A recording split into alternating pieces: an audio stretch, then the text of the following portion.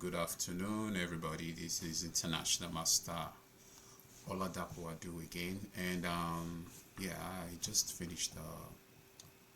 Like I was in the tournament this past weekend. It was a one-day tournament. It's the Arlington Chess Club Action Plus. This was a game in 45 minutes, 5 second delay. So I had some interesting games. I actually played. It was a 5 round tournament. I played 4 games. I had to take a first round bye because I had to attend to a private student, and I was really impressed with the way I played, and I'm gonna say why. Number one, for I can't remember the last time I played the Kings Indian Defense in a tournament. I did in this tournament and I won. Number one. And then number two, I played on the black side of a Nashdorf, the Rook G1 variation, which I'm not really so used to. I really don't know the theory behind it. But I just played the Nashdorf because I used to play it, but I'm not really up to date with the theory. So I said, you have to play games. You have to play games. And not playing is not going to solve any problem. So you play games, you win, fine. You lose, you go back and check the things you did wrong, and that way you actually get to learn the lines very well. And another thing that happened at this tournament, I played the main line of Karo Khan defense on the white side. Of course, I don't play Karo Khan as black, although too it's a very annoying defense for me. It's not that it's a bad, it's just annoying. And then I lost my last round game, which I'm also going to share. Why I'm excited about this tournament is because this is the second tournament I'm going to play after I pretty much put the KIA on the shelf. Nothing wrong with the KIA. I can still play it, but I just don't think let me put it this way. I just don't think it brings out the best in my kind of chess. I don't think so. And with the results I've seen so far, I really know. You know what? Yes. KI is okay, but it doesn't bring out the best from my kind of chess, the way I like to play. So that being said, the first game I played in this tournament was a win for me on the black side of the Kings Indian Defense. I can't remember the last time I played the Kings Indian Defense. Easily 10-15 years more, thereabout. Now the second game I played was against Benjamin Amani, who's a young player, from the Virginia area, I think. And he played the Karo Khan defense. When I saw the Karo Khan, I'm like, I'm gonna have to just bust this game. I mean, not that I had any preparation, but I like to punish Karo Khan. I really do like to punish the Karo Khan defense. Like I said, not that I know how to. I'm gonna say that again, but it's just a feeling that when I see Karo Khan, I'm like, Karo Khan, there's trouble. So I'm about to go over the game right now that I played against Benjamin. This was on the third round. Very cool, kid. And yeah. So let's get right into it. I was on the white side. I played e4. He played c6. I mean, normally I would have played the d3, the KIA setup. I'm like, nah. For now, KIA is not for me. So I played d4. Let's play some main lines. He played d5, which is the normal setup whenever you're playing the Karo Khan defense. What's the point of d5? Black is just trying to grab as much space in the center as white is. That's always very the normal things to do. You want to get as much space in the center as possible. So I played knight to c3, protecting my pawn. I don't want to have to take. Taking is another variation entirely. So after knight c3, it captures on e4. Knight takes e4. Knight f6. Now we're getting close to that annoying line that I talked about. And please don't. This is just my feeling. This is what I feel. I'm not saying it's a bad defense or whatever, but I mean, it's just gonna make me study more on this line, because whenever I see this line, especially this knight f6, I feel I must crush this line. This is just my feeling. So don't Don't take it personal. So of course, knight takes f6, e takes f6, bishop to e3. Now, one of the reasons why I played this setup is because number one, I've played a lot of blitz games online recently. On this against the Caro-Kann with some very good results. And another thing is I know what Black's plan is in this position. I know what Black's plan is. So my belief is, okay, I know what you're trying to do. I know your plan. So if you don't get what you're trying to do, you're going to be in some fix. Like, okay, so what do you do now? Now that all the things you're setting up, you can't really make them happen. So what do you do? But let's get back in the game. So bishop to e3 was played. Bishop to d6, developing your pieces. And of course, the bishop is eyeing the h2 square, in case my king castles there. So bishop to d3, castles, c3. And normally in this position, I think white normally goes for the queen d2. The bishop d3 is an early development. So queen d2 line. So bishop to the castles, c3. He plays rook to e8. Now there's a pin on my king with the rook on e8. So I played knight e2, I think. Did I play knight e2 or queen e2? Yeah, I think I played knight e2. Okay. Stopping the bishop from coming to f4 because then the knight just picks it. I don't have to move the bishop on e3. So he plays knight to d7. I play queen to c2, putting pressure on h5 immediately. He plays h5. He plays h5. Now, this is all theory, okay? And yeah, this is all theory. But for me, when I see moves like this, I just feel that it has to be wrong. Please, this is my opinion again. It has to be wrong. Why? Why would you move a pawn in front of your king when your king is castled on this side of the board and you're moving that pawn? I mean, what's the point? Of course, they have a plan, but I don't think I don't think it has to be a good plan because you're going to expose this king. So if I actually cast to the king side, which the engine suggested, it makes sense. This pawn move on h5 all of a sudden makes a lot of sense because if I'm trying to exploit this pawn push, it would be suicidal for me to try and move my pawns where my king is castled. So that wouldn't make any sense. So after the move h5, I played h3. Another waiting move, just waiting. And funny enough, like I said, I really didn't check any opening, any line on this. This is the game I'm playing is pretty much based on the series of blitz games I've played online, on League Chess to be precise. And of course, all these lines have been played before, but I never knew, but now I'm knowing because I'm seeing the various lines on this position. So after the move h3, he plays knight f8. Now, in this setup, in the e takes f6 setup, the normal setup for black, he has a knight on f8, he has a rook on e8, he has a bishop on d6, he's going to get the bishop on e6, putting pressure on a2.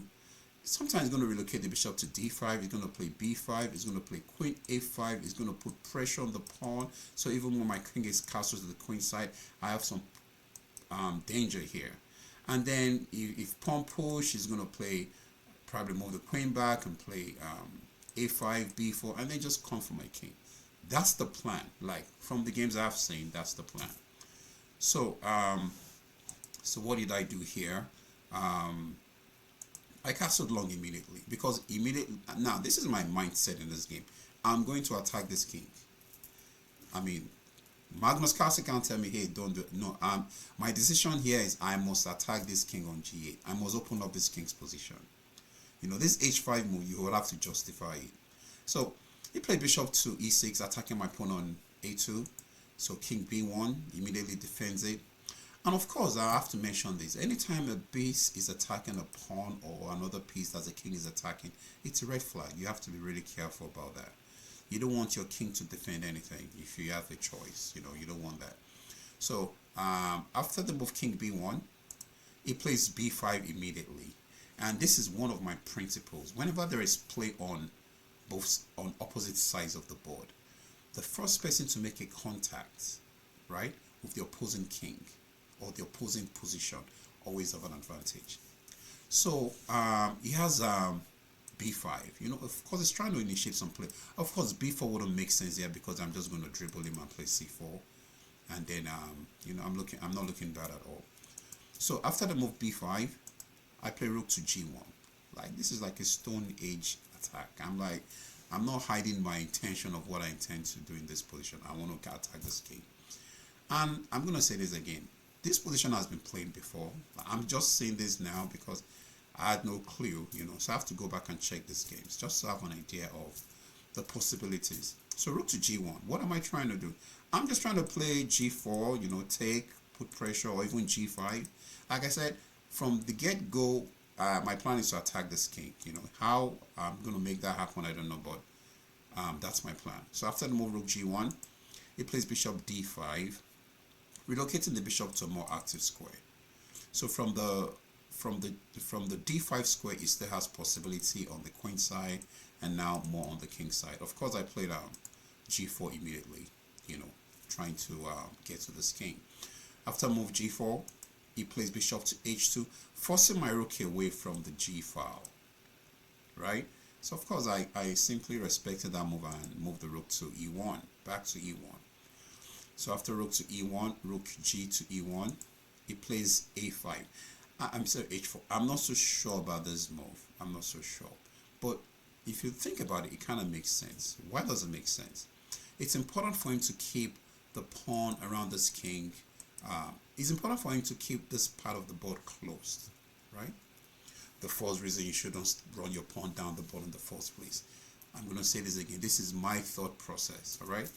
So he played h4, and I played knight to f4. Of course, I know he's going to take, because the plan is to harass the bishop, try to get this knight to a much better square. So after knight h4, he captures, I captured back. He plays g5. When I saw all these moves, I'm like, what, this guy must pay for this. You can't have all this pawn move in front of your king. Your king is on g8, and you feel bad things won't happen. Bad things must certainly happen. You can't do that. So I moved to d2, not e3.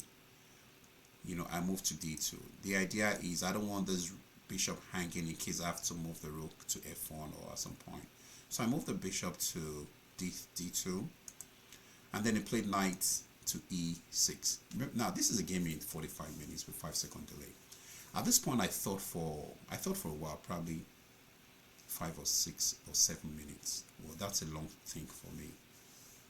Not just because of the time control, but normally I don't, I think pretty fast and make my move. So I thought for a while in this position, what should I do? I said, what, I must sacrifice this pawn. I have to play f4. Now, what's the point of f4? The point on f4 is just to, it's still about the plan I have this position, to attack this king, to open up this king's position. Mind you, the bishop on d5, the pawn on b5, the queen later on coming to a5 is all to try to attack my king. But I want you to remember that since I've been engaging black on this part of the board, this attack has been put on shelf. And it's not surprising that this attack never materializes in the game. So after the move f4, he captures on f4. And of course, I simply move the bishop to f5. I'm not necessarily trying to take the knight. I'm just trying to improve the positioning of my bishop, number one, and improve the position of the bishop, and then just clear some space where my pieces can move freer. So after the move bishop to f5, he plays bishop to f3. In the game, I thought about taking on e6, and the idea is he cannot take here because I'm just going to crush him with this queen g6 check, and pretty bad. But he takes back with the rook.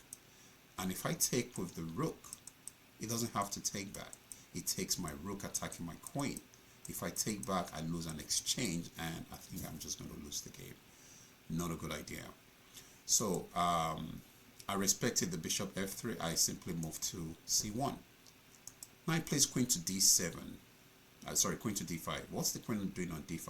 Number one is vacating the last rank, connecting the rooks, protecting the bishop, and of course adding more defense on this part of the board. Now, I played king a1 here. Now, this is my thought process. Anytime you have your queen and king on the same color or the same diagonal, and your opponent has a bishop with the same color of the diagonal, it's a red flag. Not that something might happen now, but maybe eventually. So just to make sure that there is no bishop pinning my queen to the king, I move my king to a1. So after king a1, now he made a bad move, rook to e7. Of course, the idea is to double the rooks. But now the reason why I couldn't take this pawn right now was just because it's just a free piece. But now I can simply grab the pawn on f4. You cannot capture back because you're going to hang your rook on e7. So of course we went away to double these rooks. And then I play queen to d2. Now notice everything happening in this game so far has been about black trying to defend this position. The word is defend. Defend, not attack my king. My king is safe on a1 and my king is pretty much on vacation on a1. But all the action is right here. Now I got my pawn back. I have the two bishops. I have an opportunity of opening up this position, and this cannot look good for black. So he plays knight to g7. Okay, attacking my bishop on d3. This is a very important bishop. Why? Apart from the fact that the king has to be worried about the bishop putting pressure on this. Having the two bishops in this position is very good because the position can easily get open. So he plays knight to g7. I play bishop to d3. What's the point of d3? I'm stopping him from coming to d2, e2 to attack my queen. For example, if my bishop had gone to, let's say, c2 with the ideal bishop to b3, he could have just played rook e2. If rook takes back, that's a lot of, I don't want that. That's not something I want. Like I said, I want to attack that king. So my eyes are still on that king. So I play bishop to d3. He plays bishop to e4, trying to exchange pieces. I said, not today. We're not exchanging no pieces. You must, all these your pieces, you must make them work for you. Of course, my plan now is just to play queen f2, queen captures the pawn, queen pull back, just push the pawn all the way, and this is just crushing. So he played c5. Now, in a game of chess, when you're playing and you start to drift, like you're not playing the best moves, it's a matter of time. You're just going to get worse. Okay, c5. I have no clue why I played that, but I got a pawn. Bishop takes on b5, attacking the rook, and of course, it can't even get a tempo of my bishop because I have another bishop looking at b8. So he has to play rook to d8. After rook d8, I play queen f2. Right? I play queen f2. What's the point of queen f2? I want to go grab that pawn on h4. So he captures on e4, on d4. I simply push the pawn c4, getting a move on the queen. If the queen moves, capture the pawn on h4. So he plays queen c5, just hanging around. Of course, queen takes h4 immediately, and then he plays d3, threatening to win an exchange. Sorry, to win a rook because that's a pawn. Bishop d2, hard to blockade it. Whenever you say pawn, there's a saying the pawn is a dangerous criminal, especially a passed pawn. You want to keep them under lock and key. So I put my bishop to d3, stopping the pawn from moving. It defends the pawn on f6. Now, how does this king like his position now? With no pawns here and, all my bishop, my three bishops, bishop looking at the king. And there is zero attack on my king. So I play rook f1, I think. What's the point? Putting pressure on f6. Okay? I'm still the pawn up. Let's remember that. So he played a6. Of course, bishop moves to a4. He plays rook to b8. At this point, I was thinking about all kinds of moves like rook takes b2, king takes, queen check. So I don't want anything to, despite the fact I'm a pawn up, I still really wanted to attack this king. I decided to just try to consolidate. So I said, queen f2, let me exchange off that queen. The queen is a little too aggressive. So even if he takes on b2, I can take back. Any queen check, I can move my bishop, and my queen can always defend the second rank. So he plays queen to e7. I play bishop to c3, putting pressure on f6. He plays queen to d6, threatening nothing. c5, gains a move on the queen. He plays queen to c7, threatening nothing. Bishop captures f6. Now I'm 2 pawns up, right? He has 1, 2, 3. I have 1, 2, 3, 4, 5. 2 pawns up. So he plays bishop to g6. What's the point of bishop to g6? Rook e2 is a very strong move. So I move my bishop to c3. What's the point? But rook e2 can come. Not really, because then I have queen f6 threatening queen takes knight mates. And if the knight moves away, there's still queen h8 checkmate. So I wasn't worried about the rook here because I can simply go to f6, putting pressure on that long diagonal. So he plays rook to d8. This could be a threat, pawn push. But immediately I wasn't really bothered because I can always just come in front of it and just capture it. So I played bishop to b3, putting pressure on the rook. This rook has to move.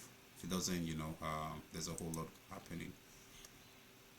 So he plays rook to c6, threatening to win a pawn, but really that's not a threat because there's fire on this f7 square. Of course, I played h4. What's the point? I want to force this bishop away to make f7 even weaker. He played rook d7, putting his rooks on the same diagonal of my bishop. But before making the move bishop a4, I decided to jab the bishop with h5. Bishop goes to e4, and then after the move bishop to a4, he resigned. And yeah, so this was my second round game, which I won. Like I said, I went into this game having zero knowledge about. I won't say zero knowledge. It wasn't like a game I prepared. All my preparation was pretty much based on the blitz games that I played online. So this is the second round. The third round against Benjamin Amani. The fourth round I played against Andrew Samuelson. I was on the black side of a Nashdov rook g1 variation, and at some point in time I think I was just winning. I was a pawn up, and somehow I messed up the position. He was able to get a draw. Now I'm about to show you the last round in this tournament. The last round I played against another young kid, much older but still a kid. I think probably in his teens, mid-teens or so thereabout. This was the last round. I played against Alexander Zlodorov. Very quiet kid. You'll always see himself and the dad in tournaments, just hanging around, minding their own business. Just they have a very cool kid, cool parent combination. So now this game, I lost this game. Now I lost this game not because number one I overlooked a move, just the one move, and the game was over. And another thing I just thought to myself, sometimes when you lose a game, it's not about you being a bad player.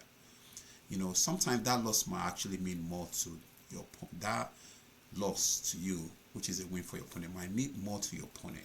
It might be a way to encourage them. They could have been doing a lot of work on their game and I'm not seeing a whole lot. All of a sudden, they get to play a player higher than them and they won. So, and of course, for me, all things work together for my good. It doesn't matter if I lose games, I win games. But the most important thing for me to do is to gain something from your losses. It doesn't matter. You win, you lose, you must gain something. So, this game, I really didn't like how I played, but no excuses. Let's get right into it. E4 was played. After E4, the move E5, knight F3. He played the Philidor. I've not really played against the Philidor much in tournaments. I can't remember the last time I played against one. So I played D4. It captures on D4. I capture the queen. This is what I normally play in the blitz game. Now, after checking this game, I realized the queen takes actually is not so good. Knight 6 is much better. And the idea is after the queen takes knight 6, I just pin you, take off the knight. I have a rapid development. But still, the knight captures on d4 is much better. Like I said, you have to make sure in every of your losses there is something you're gaining. So queen takes d4. He plays knight f6. I play knight to c3. He plays knight to c6, which is what I wanted him to play. Bishop to b5. He plays bishop to d7. Captures on c6. Captures back. Bishop g5. Now this is a bad move. Oh, this is not the best move for white. In this position, this is one thing I learned later on. Anytime you're playing against the Philidor or the d6 variation, when your opponent fianchettos, right? Now, whenever your opponent fianchettos, you want your bishop to be on on e3. Yeah, I think e3. If your opponent doesn't fianchetto, if the bishop comes to e7, you want this bishop to be on f4. Now I play bishop g5, not knowing. Like I said, I got to know after the game because I was saving my games, trying to see what happened. So bishop g5. Now this is the thing. Once you make a bad move in a game of chess, it takes a whole lot for you to be able to get yourself together, correct the move, and make normal moves. If you can't get yourself together, it's just a matter of time. You know, the quality of a move just depreciates. So bishop to g5, bishop to e7, castle long, castle short, rook he1. Beautiful position for white. All pieces are developed, all pieces are looking active, but black's piece is also not looking bad, although white is definitely more active than black. Here he plays rook to e8. Of course, developing his pieces, trying to get his pieces to good squares. Now this is the first red flag for me, h4. I have no clue why I played that move, h4. Because if you ask me what am I threatening, I really don't know. I can't. Well, the reason I played h4 was to make sure that the bishop is defended. But what if why don't I just move the bishop back? Then I would have lost tempo. I didn't want to do that. But this h4 was the beginning of the confusion for me in this game, and I don't think I really got over it because later on I made a very bad move which I didn't see at all, and I lost the game. Of course I had to resign immediately. So after the move h4, he plays h6, and now I really can't take on f6 because when it takes back, if I move my queen, it takes on c3. If I take back, he simply wins a pawn for nothing. I mean a central pawn. So all this were on my mind when after I played h6. So I figured in this position I cannot play bishop takes. So after bishop h6, bishop went to e3. He plays knight g4. He's pretty active. Now I have to play knight d5. Stopping the bishop from coming here. So he captured the knight. Sorry, bishop f6 first. I still cannot take on f6 because e4 is going to be attacked more than one time, and there is no way for me to defend the e4 square. So I play queen to c4. He captures on e4 on d5. I captured back. He captured on e3. I captured with the rook. No, with the pawn. Then he plays b5. Now we have an opposite side castling. White is trying to play on the king side. Black is trying to play on the queen side. So let's see who's going to achieve their goal the fastest. So after the move b5, I went to g4. Another red flag. Now why did I go to g4? I was trying to control the light squares. I didn't want the queen coming to d7 with queen f5. So another move I thought about was queen to f4, the idea of g4, g5. That would have been a better move. But I played queen to g4. Like I said, when you make a bad move, a not so good move like bishop g5 in the opening, it's a matter of time. If you don't get yourself together, you start playing, the level of your moves depreciates, just goes down. Queen g4. He plays h4, a5, sorry. Now he has a simple plan of just running his 2 pawns down, try to cause some weaknesses on my king side and just come for my king. So I played e4. He plays b4. I played g3. The idea of g3 is to move the knight to a more active square, either the f5 square, sorry, the c6 square or the f5 square. So after knight a4, I played knight to d4. He plays queen to b8. I played knight c6, gaining a move on the queen. He plays queen to b6. I move my king to b1, trying to move away from any kind of open check, whatever. So he plays b3, makes a lot of sense. Captures on b3, he captures back. I played a3. Now in the game, I was thinking about this move. Bishop takes looks very strong. What's the point? Bishop takes, king takes, queen comes to c5, threatening checkmate, or queen putting pressure on a3. Now I said something earlier in the game I played against the Khan. Once your opponent is able to make a contact with your own opposite king or position in an opposite side castling, it's your opponent has a huge advantage, and this is a very typical case. Unfortunately, I'm on the wrong side of this position, but hey, Every game matters, you know. Want to learn from every situation.